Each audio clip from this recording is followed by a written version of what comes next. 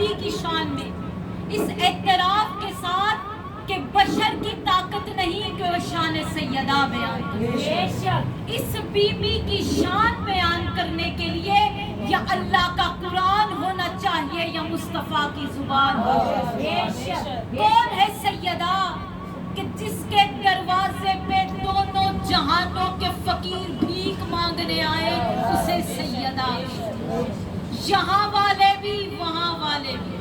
Us be be کے دروازے پہ انسان بھی آتے رہے, جنات بھی آتے رہے, فرشتے بھی آتے رہے. اہل سنت نے تفسیر عزیزی میں لکھ دیا وَيُتِمُونَ الثَّوَابَ عَلَىٰ حُبِّهِ مَسْكِينًا وَيَتِيمًا وَأَسِيرًا. جنات رہ گئے, انسان رہ گئے.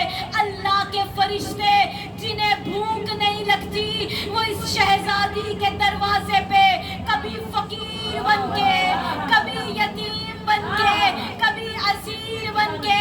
مولانا بلال کاظمی نے حد کر دی, فرماتے ہیں سوالیوں کی صدا تک اسیر ہو جائے, سیدہ نہ دے تو زمانہ فقیر ہو جائے. بی بی جناب سیدہ سے صدقہ و خیرات لینے کے لیے, اپنی دعائیں مستجاب کروانے کے لیے, بچوں کے بہترین نصیب لینے کے لیے مل کر با آواز بلند صلوات اللہم صلی علی محمد وعلی محمد. جس بی بی کے دروازے پر دونوں جہانوں کے فقیر بھیک مانگتے, یہاں والے بھی اور وہاں والے بھی.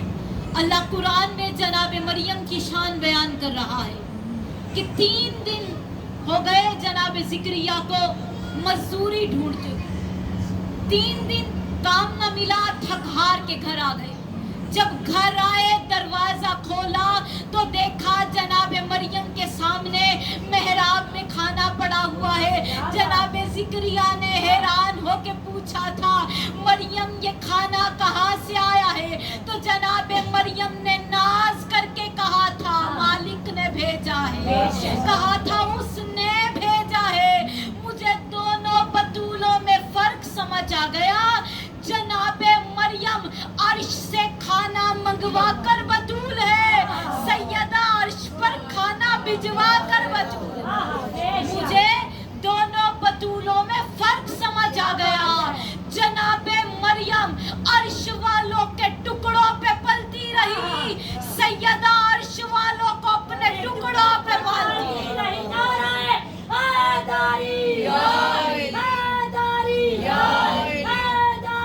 اس بی بی کے دروازے پر مقدر اپنا فیصلہ سننے آئے اسے سیدہ.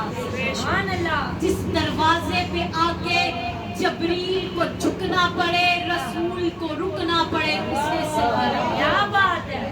جو اس راز سے واقف ہے کہ کائنات کے سب سے بڑے راز کا نام زہرا ہے, مرضی توحید کا نام زہرا ہے, حجاب وحدت کا نام زہرا ہے, قلب مصطفیٰ کا نام زہرا ہے, محمد کے ہاتھ میں قسمت کی لکیر کا نام زہرا ہے, تنویر امامت کا نام زہرا ہے, وقت حیدر کرار کا نام زہرا ہے, والدہ حسنین کا نام زہرا ہے, اور سب سے بڑی بات علی کے گھر میں چلتی پھرتی رونق کا نام زہرا ہے. سبحان اللہ. اللہم صلی علی محمد وعلی محمد. امام کوفے کے منبر پہ بیٹھے تھے, امام نے فرمایا من احیا لیلۃ القدر, کہ جس نے لیلۃ القدر کی ایک رات جاگ کر گزاری اللہ اس کے سارے گناہ معاف کر دے گا. بے شک. سائل نے کہا مولا کتنے گناہ ہو اللہ معاف کر دیتا ہے؟ امام نے فرمایا تعداد النجوم, ستاروں کے برابر بھی گناہ ہو تو اللہ لیلۃ القدر جاگنے کے عوض معاف کر دیتا ہے. کچھ ستارے چھوٹے ہوتے ہیں, کچھ بڑے ہوتے ہیں, کچھ نظر آتے ہیں, کچھ نظر نہیں آتے.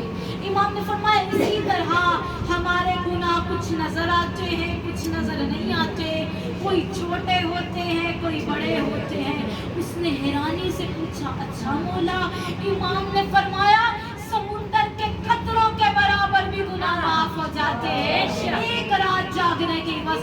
کہنے لگا इमाम ने फरमाया सूरज की शुआओं के बराबर भी गुनाह हो तो अल्लाह एक रात जागने के इवज़ माफ कर देता है।